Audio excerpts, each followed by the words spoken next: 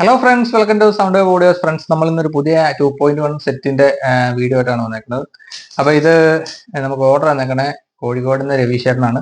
രവീശേട്ടൻ order വന്നിട്ട് ഏകദേശം 3 മാസത്തോളമായി. അദ്ദേഹം എബ്രോഡ് ഇന്നപ്പത്തെ തന്നെ ഓർഡർ വന്നതാണ്. അപ്പൊ നമ്മളത് ഏകദേശം കംപ്ലീറ്റ് ചെയ്ത് വെച്ചിട്ടുണ്ട്. അപ്പൊ ഇത് കൊണ്ടുപോകാനായിട്ട് വന്നിട്ടുണ്ട്. അപ്പൊ നമ്മൾ അതിന്റെ വീഡിയോ കാര്യങ്ങളിലേക്ക് പോകാനായിട്ടാണ് പുതിയ വീഡിയോ എടുക്കുന്നത്. അപ്പൊ നിങ്ങളത് പരിചയപ്പെടുത്താന്ന് ഓർത്തിട്ടാണ് ഈ സിസ്റ്റം വരുന്നത്. ഇപ്പൊ നമ്മൾ കഴിഞ്ഞ ഒരു വീഡിയോയിൽ ചെയ്ത ഏകദേശം സെയിം പാറ്റേൺ തന്നെ ചെറിയ ചെറിയ വ്യത്യാസങ്ങൾ മാത്രമേ ഇതിൽ വരുത്തിയിട്ടുള്ളൂ. അപ്പൊ നമുക്ക് ആദ്യം തന്നെ കാണാം.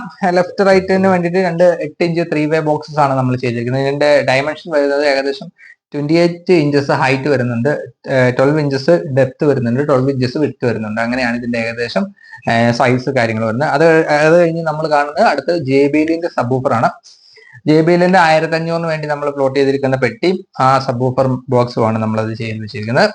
അതിന്റെ ലിറ്റർ കാര്യങ്ങളൊക്കെ നമ്മൾ എപ്പോഴും പറയാറുള്ളതാണ്. അപ്പൊ അതുകൊണ്ട് അതിന് പ്രത്യേകിച്ച് നമ്മൾ എടുത്ത് പറയേണ്ട. പ്രീവിയസ് സീരീസ് കണ്ടിട്ടുള്ളവർക്കൊക്കെ അറിയാം എത്ര ലിറ്ററിൽ എത്ര ഹെഡ്സിലാണ് നമ്മൾ ബോക്സുകളൊക്കെ ട്യൂൺ ചെയ്യണമെന്ന്.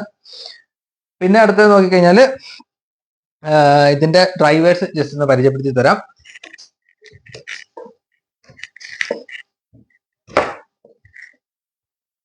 ഇതിന്റെ അകത്ത് നമ്മൾ ഉപയോഗിച്ചിരിക്കുന്ന ഡ്രൈവേഴ്സ് എന്ന് പറഞ്ഞു കഴിഞ്ഞാൽ ഡുഗി സൗണ്ട്സിന്റെ സിൽക്ക് ഡോം ട്യൂട്ടർ ആണ്. സിൽക്ക് ഡോമിൽ തന്നെ അവരുടെ ഒരു ഹൈ റേറ്റഡ് ആയിട്ടുള്ള ട്യൂട്ടറാണ് ഇതിനകത്ത് ഉപയോഗിച്ചേക്കുന്നത്. ഒരു ബഡ്ജറ്റ് ഫ്രണ്ട്ലി അല്ല, ബഡ്ജറ്റ് ഇച്ചിരി കൂടി കൂടിയ ടൈപ്പിലുള്ള ട്യൂട്ടറാണ് അത് നമ്മൾ ഉപയോഗിച്ചേക്കുന്നത്. മിഡ് റേഞ്ച് ആണെങ്കിൽ ഇച്ചിരി ബഡ്ജറ്റ് കൂടിയ ടൈപ്പിലുള്ള മിഡ് റേഞ്ച് തന്നെയാണ് യൂസ് ചെയ്തേക്കുന്നത്. പിന്നെ ബഡ്ജറ്റ് കൂടിയെന്ന് പറഞ്ഞു കഴിഞ്ഞാൽ ഇതിൽ മേലിൽ കെവ്ലാർ കോൺ ഉണ്ട്. കെവ്ലാറിന്റെ തൊട്ട് താഴെ നിൽക്കുന്ന മിഡ് റേഞ്ച് ആണിത്. അടുത്തതായിട്ട് നമ്മൾ കാണുന്നത് 8-ഇഞ്ച് ഊഫറാണ്. 8-ഇഞ്ച് ഊഫർ ഐവേഡ് തന്നെ ഒറിജിനൽ 8-ഇഞ്ച് ഊഫറാണ് നമ്മൾ ഇതിനകത്ത് യൂസ് ചെയ്തിരിക്കുന്നത്. അങ്ങനെയാണ് നമ്മൾ അപ്പൊ ഈ ബോക്സ് സെറ്റ് ചെയ്തിരിക്കുന്നത്. ഡൂഗി സൗണ്ട്സിന്റെ തന്നെ 3-വേ ക്രോസ് ഓവർ ആണ് ഇതിനകത്ത് യൂസ് ചെയ്തിരിക്കുന്നത്. പോർട്ട് സൈസ് വന്നിരിക്കുന്നത് 72 mm 6 ഇഞ്ചോ 4 ഇഞ്ചോ ആണ് പോർട്ടിന്റെ ലെങ്ത് വരുന്നത്.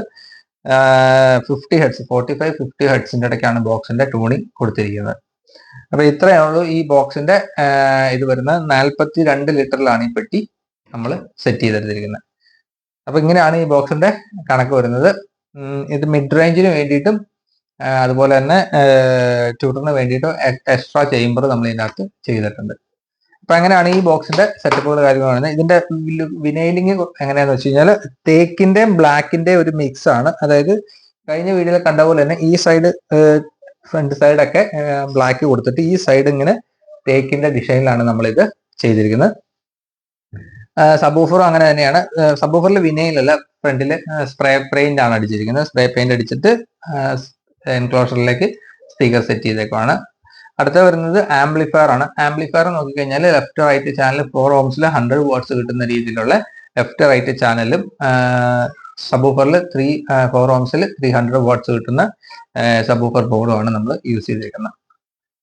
അപ്പൊ ഇങ്ങനെയാണ് ഇതിന്റെ പവർ കാര്യങ്ങൾ വരുന്നത്. അടുത്ത നമുക്ക് ആംപ്ലിഫയറിന്റെ വിശേഷങ്ങളിലേക്ക് നോക്കാം.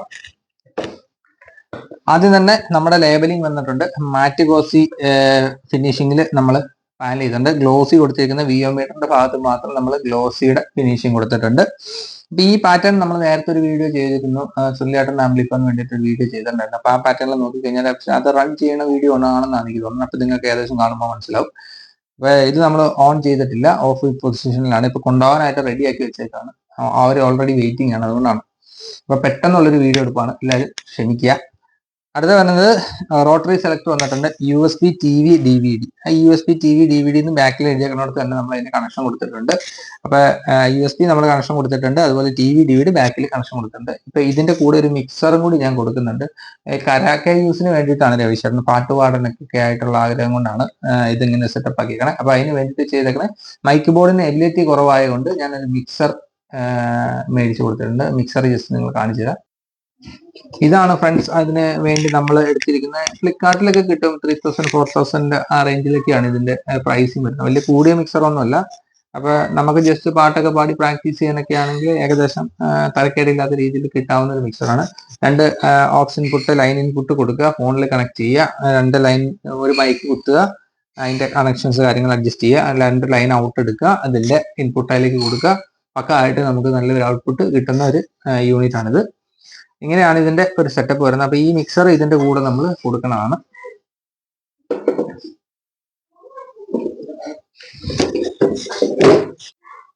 അടുത്ത വരുന്ന ആംപ്ലിഫയറിന്റെ ലെഫ്റ്റ് റൈറ്റ് ചാനൽ വോളിയാണ് ഈ ലെഫ്റ്റ് സൈഡിൽ കാണുന്ന വോളിയം. അത് കഴിഞ്ഞ് സബിന്റെ വോളിയാണ് നമ്മൾ അത് കഴിഞ്ഞ് കൊടുത്തിരിക്കുന്നത്.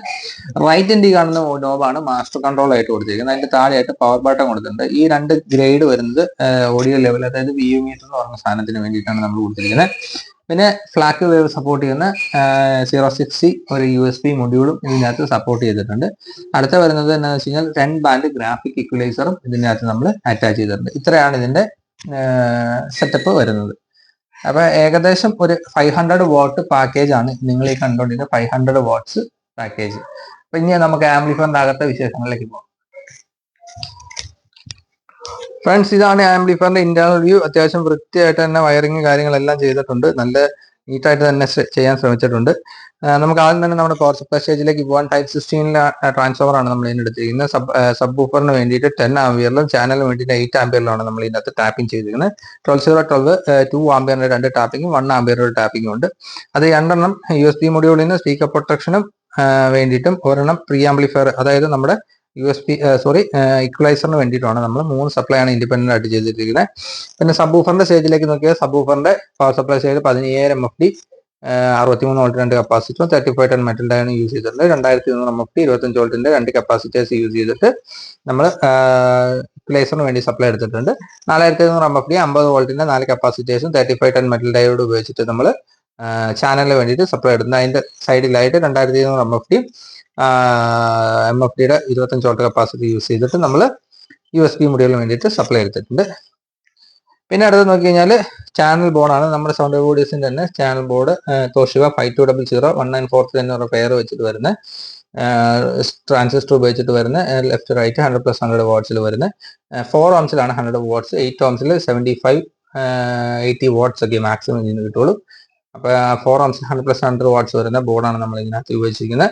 പിന്നെ സബ് വൂഫറിന് വേണ്ടിയിട്ട് RBL+ന്റെ 6 ട്രാൻസിസ്റ്റർ മോണോ 4 ഓംസിൽ 300 വാട്ട്സ് കിട്ടുന്ന 6 ട്രാൻസിസ്റ്റർ മോണോയാണ് നമ്മൾ ഇതിനകത്ത് ഉപയോഗിച്ചിരിക്കുന്നത്.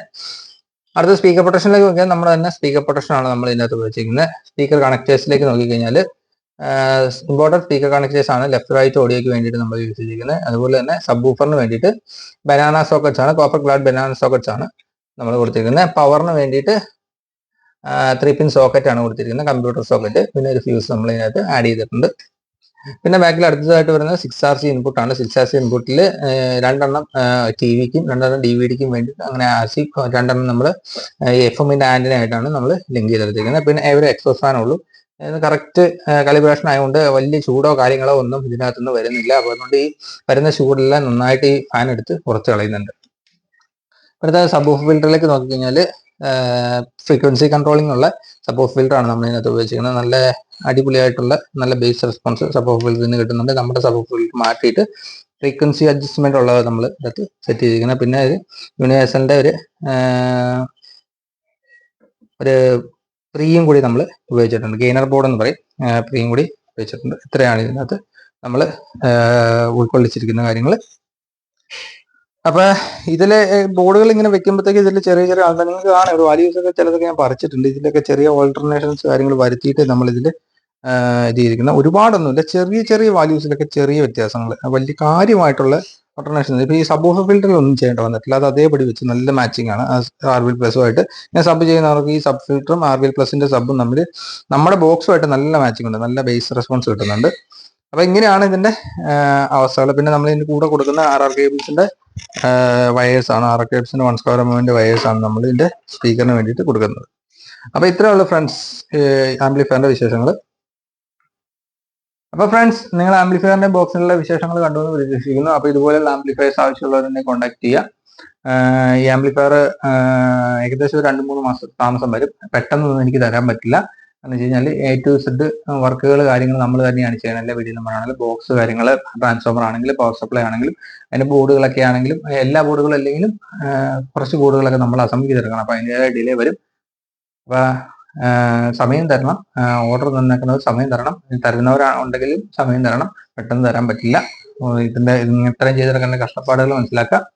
പിന്നെ പ്രൈസിങ് കാര്യങ്ങളൊക്കെ നോക്കുമ്പോഴത്തേക്കും ഞാൻ കഴിഞ്ഞ ഒരു ഇതിൽ ഒരു കമന്റ് ചെയ്തിട്ടുണ്ടായിരുന്നു. അപ്പൊ ഞാൻ പറഞ്ഞിട്ടുണ്ട് കമന്റ് ചെയ്യണം, ഞാൻ എടുത്ത് പറയുന്നത്. അപ്പൊ അതിൽ പുള്ളി പറഞ്ഞേക്കുന്നത് വെച്ച് കഴിഞ്ഞാൽ 10-17 രൂപയ്ക്ക് 2.1 സെറ്റപ്പ് കിട്ടും. ഫുള്ള് 12 ഇഞ്ച് സബും കാര്യങ്ങളൊക്കെ വെച്ചിട്ട് ഞാൻ ഈ എൻക്ലോഷർ ചെയ്യുന്നത് 4500 രൂപയ്ക്കാണ് എൻക്ലോഷർ ചെയ്ത് കൊടുക്കുന്നത്. അത് സെറ്റിന്റെ കൂടെ കൊടുക്കുമ്പോൾ 4000 രൂപയ്ക്ക് കൊടുക്കും. 500 രൂപ കുറച്ച് 4000 രൂപയ്ക്ക് സെറ്റിന്റെ കൂടെ കൊടുക്കും. അപ്പൊ പൈനിയറിന്റെ JBLന്റെ സബ് ഊഫറിന് ഏകദേശം 5000 രൂപ വിലയുണ്ടെന്ന് നിങ്ങൾക്ക് അറിയാം. അപ്പൊ എ ഗ്രേഡ് സബ് ഊഫറാണ് നമ്മൾ ഉപയോഗിക്കുന്നത്. ആ സാധനം പിന്നെ അതിന്റെ സ്പീക്കർ കണക്ടർ കാര്യങ്ങളെല്ലാം കൂടെ വെച്ചിട്ട് ഏകദേശം 9000 രൂപയോളം ഈ സബിന്റെ ബോക്സിന് റേറ്റ് വരുന്നുണ്ട്. ഈ ഒരു ബോക്സിന് ഏകദേശം 8-10 രൂപയോടെ അടുത്ത് റേറ്റ് വരുന്നുണ്ട്. ഞാൻ ഉപയോഗിക്കുന്ന വുഡ് ഇച്ചിരി കൂടെ ഡെൻസിറ്റി കൂടിയ വുഡാണ്. നല്ല ക്വാളിറ്റി കിട്ടാൻ വേണ്ടിയിട്ടാണ് വുഡ് ഉപയോഗിക്കുന്നത്. അപ്പൊ അതുകൊണ്ട് മാനുഫാക്ചർ അപ്പൊ ഈ 2 ബോക്സസ് തന്നെ ഏകദേശം ഇതിന് ഏകദേശം 9000 രൂപ വരുമ്പോൾ ഈ 2 ബോക്സസ് ഒരു 10, 15, 20 ആ റേഞ്ച് കൂട്ടുക. ഒരു 18 രൂപ കൂട്ടുക. 18 രൂപ 10, 28, 27 രൂപയോളം ഏകദേശം ബോക്സുകൾക്ക് തന്നെ വന്നിട്ടുണ്ട്. പിന്നെ എനിക്ക് 10000 രൂപയ്ക്ക് ബോക്സും സെറ്റും കൂടി തരാൻ പറ്റത്തില്ല.